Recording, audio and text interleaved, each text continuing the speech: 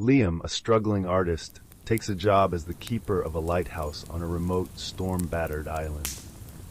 The previous keeper mysteriously vanished, leaving behind a cryptic journal warning about the green light.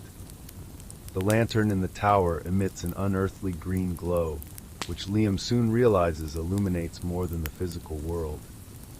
Each night, shadows flicker on the walls, forming scenes of horror, figures falling from cliffs, drowning in storms, or meeting violent ends.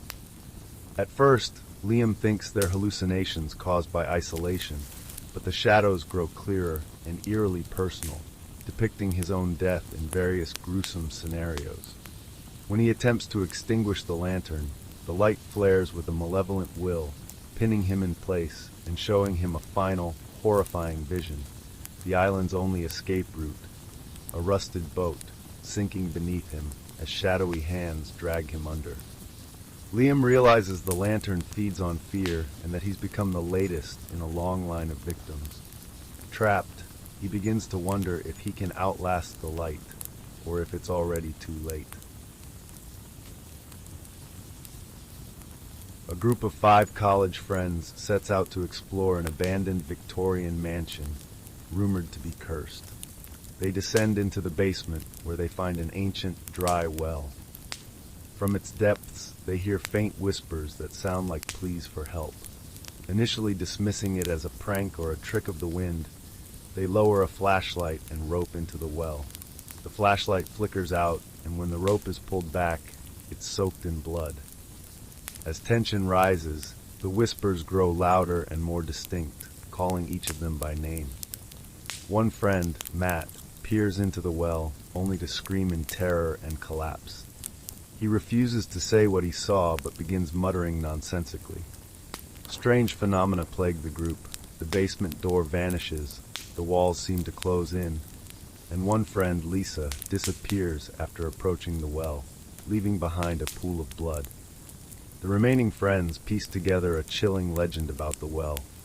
It's a gateway to a malevolent force that feeds on human fear and despair. When only one friend remains, they hear the whispers change, no longer pleading but laughing. Realizing there's no escape, the final survivor prepares to confront the well, even as it calls their name one last time.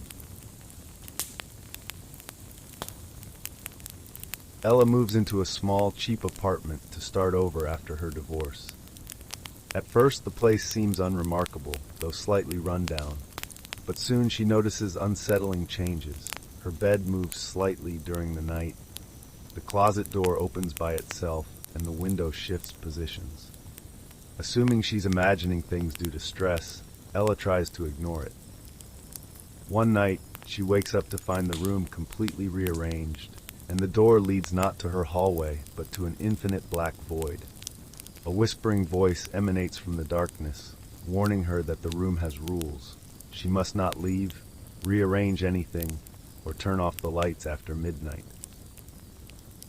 Terrified, Ella follows the rules but grows more desperate as the room's behavior becomes more aggressive. It shrinks and twists, forcing her to crouch as furniture looms like predatory creatures. When Ella breaks a rule by unplugging a flickering lamp, the room reveals its true form. It's alive, a sentient entity that traps and consumes its inhabitants. As walls close in and the void encroaches, Ella must decide whether to succumb to the room's hunger or risk a perilous escape into the unknown. In a small, isolated town, the reclusive Jonas is famous for his lifelike marionettes, which perform at local fairs. His puppets move with uncanny precision, and their human-like expressions disturb as much as they entertain. After several townsfolk vanish without a trace, rumors swirl that Jonas has a dark secret. Clara, an amateur investigator with a fascination for the macabre, decides to uncover the truth. Sneaking into Jonas's workshop one stormy night, Clara finds rows of marionettes hanging from the ceiling, their eyes eerily following her movements. To her horror, she notices the puppets are whispering, their voices blending into a sinister chant. She stumbles upon a locked chest containing the belongings of the missing townsfolk, confirming her suspicions. When Clara confronts Jonas, he reveals the chilling truth. His puppets aren't just inspired by the missing people.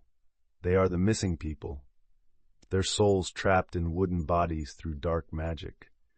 Jonas unveils his newest creation, a marionette that looks exactly like Clara, its polished wooden face etched with a twisted smile. Before she can flee, Clara's body begins to stiffen, her limbs moving against her will as Jonas pulls unseen strings. The Harris family, parents Jack and Emily and their young daughter Sophie, moves into a remote farmhouse for a fresh start. The property is idyllic by day, but at night, strange things begin to happen. Every night at midnight, a faint knocking echoes from the front door. When Jack checks, there's no one there. Sophie claims she hears voices outside, whispering her name. As the nights go on, the knocking grows louder, and shadowy figures begin to appear in the windows, their distorted faces pressed against the glass. The family sets up cameras and captures horrifying footage of inhuman creatures circling the house. The creatures seem unable to enter, but grow bolder, mimicking the voices of the family's loved ones. One night, Sophie hears the voice of her late grandmother calling her from the front door and almost opens it before her mother intervenes. Desperate, Jack discovers the house's dark history. The creatures are ancient spirits bound to the land, seeking new victims to invite them in.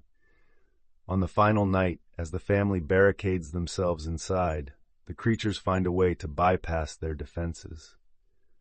When the clock strikes midnight, the voices become deafening, and Sophie makes a mistake that opens the door to horrors they can never escape.